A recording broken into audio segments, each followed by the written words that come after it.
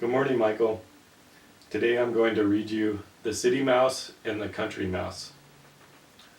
Once upon a time there lived two cousins, a city mouse and a country mouse.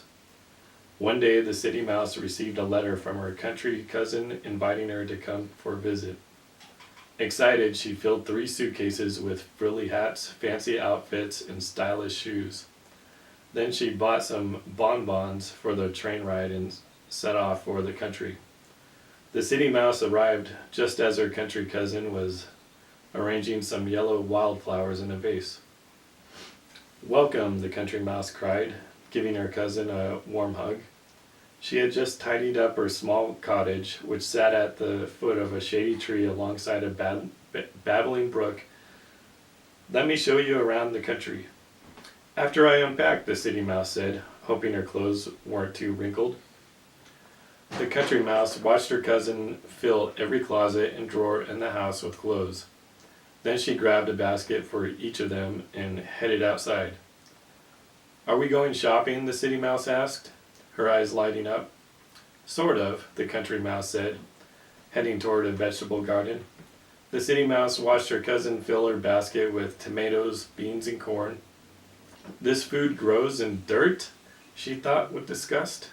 But not wanting to seem ungrateful, she began filling her basket, after wiping everything off with a frilly handkerchief. On their way home, the city mouse tripped on a root, and her high-heeled shoe went flying into the brook. "I'll get it," her cousin cried. Diving into the cool, clear water, she grabbed the shoe and a small trout. "Do you always work so hard for your dinner?" asked the city mouse, wiping off her shoe. "I enjoy it," the country mouse said, practicing her side stroke. "Come take a dip." "And get my clothes wet?" The city mouse raised an eyebrow. The country mouse climbed out of the brook, wrung out her overalls, and said, "I'll prepare you a picnic you'll never forget."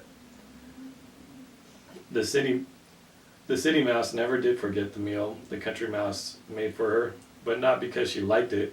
She found the fresh salad, broiled trout, and cornbread too simple and dull for her taste. Over a dessert of plain raspberries, she suggested the country mouse come to the city. "I'll show you a feast that you'll never forget." So the next day, the country mouse, carrying a knapsack with a change of overalls, went to the city.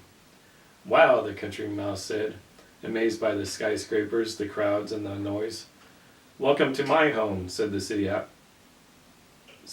mouse, leading her cousin through a small door in a tall brownstone. "I'm quite impressed." Suddenly a booming gong rang out. The country mouse plugged her ears and trembled with terror. "That's just the grandfather clock," the city mouse said with a laugh. Then she led her cousin into the dining room and up onto a long shiny wood table. "Yum," the country mouse drooled when she saw the platters of smoked salmon, pastries, and miniature sandwiches. It was tea time.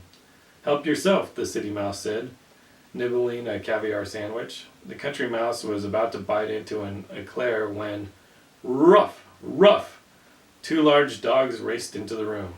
"Hide!" the city mouse cried, diving under a china plate. The country mouse scampered into the folds of a napkin, quivering with affright. When the dogs had gone, the country mouse grabbed her knapsack. "Goodbye, dear cousin," she said. "I'm going back to the country where I can eat in peace in my simple home." "Goodbye, dear cousin," the city mouse said. "My life may be dangerous, but the fine dining and fancy clothes are worth it." From that day on, the city mouse stayed in the city, and the country mouse stayed in the country, and they sent each other postcards every month. The end.